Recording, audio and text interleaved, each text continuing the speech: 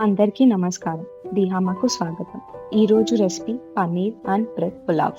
దీనికి కావాల్సిన ingredients oil, అల్లం వెల్లుల్లి పేస్ట్, ఉప్పు, సన్నగా తరిగిన ఉల్లిపాయలు, కొత్తిమీర, బీన్స్, పచ్చిమిర్చి, క్యారెట్, కాస్త నీళ్ళల్లో ఉడకపెట్టిన కాలీఫ్లవర్ అండ్ సన్నగా తరిగిన పుదీనా, సాహీ జీరా, దాల్చిన చెక్క, ఇలాచీ, లవంగాలు, మరాఠీ మొగ్గ, జాపత్రి, స్టార్ అనీస్, బిర్యానీ పువ్వు, బిర్యానీ ఆకు, కాస్త నెయ్యి, 2 కప్పుల కొబ్బరి పాలు, ముందుగానే ఫ్రై చేసుకున్న పన్నీర్ ముక్కలు, చిన్న చిన్న పీసెస్గా చేసుకున్న రస్క్ ముక్కలు, 1 గంట ముందు నానబెట్టిన బాస్మతి రైస్. ఒక వెడల్పాటి గిన్నెలో కాస్త ఆయిల్ ఇంకా ఘీ వేసి కొంచెం హీట్ అయ్యాక నేను ముందుగా చెప్పిన మసాలాలన్నీ వేసుకోవాలండి. మీకు డౌట్ వచ్చి ఉండొచ్చు, దిహామా అంటే ఏంటి అని. ఏం లేదండి, మేము ముగ్గురం కజిన్ సిస్టర్స్. మా ముగ్గురి పేరే ఈ ఛానల్, దీపిక, హారిక, మానస. ఈరోజు నేను దీపిక ఒక అథెంటిక్ రెసిపీ చూపిస్తున్నాను. దీంతో నాకు చాలా స్కూల్ టైం మెమరీస్ ఉన్నాయండి.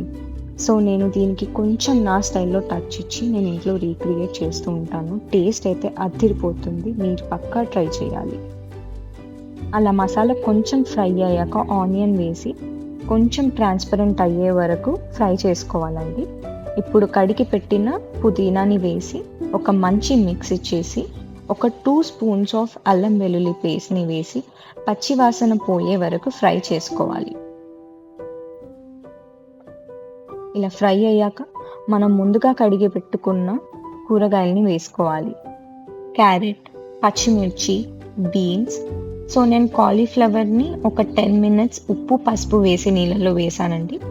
అది ఇప్పుడు వేసుకుంటున్నాను. ఇలా వెజిటేబుల్స్ అన్నీ మంచిగా ఫ్రై అయ్యాక 2 కప్స్ ఆఫ్ కోకోనట్ మిల్క్ని వేసుకుంటున్నానండి. అలాగే నేను వాటర్ కూడా యాడ్ చేసుకుంటాను. ఇప్పుడు 1 గ్లాస్ ఆఫ్ బాస్మతి రైస్కి 1.5 గ్లాస్ వాటర్ మెజర్మెంట్ అయితే సరిపోతుందండి. సో దీంతో పాటు రుచికి సరిపడా ఉప్పు వేసుకుంటున్నాను. వాటర్ మంచిగా బాయిల్ అయ్యాక ఒక 2 చుక్కల నిమ్మకాయ రసంని పిండుకోవాలి. ఇప్పుడు నానబెట్టుకున్న బాస్మతి రైస్ని వేసుకోవాలి.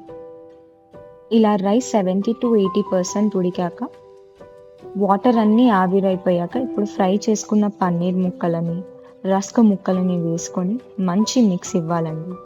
ఈ రస్క్ మధ్య మధ్యలో క్రంచీగా, స్వీట్గా చాలా బాగుంటుందండి.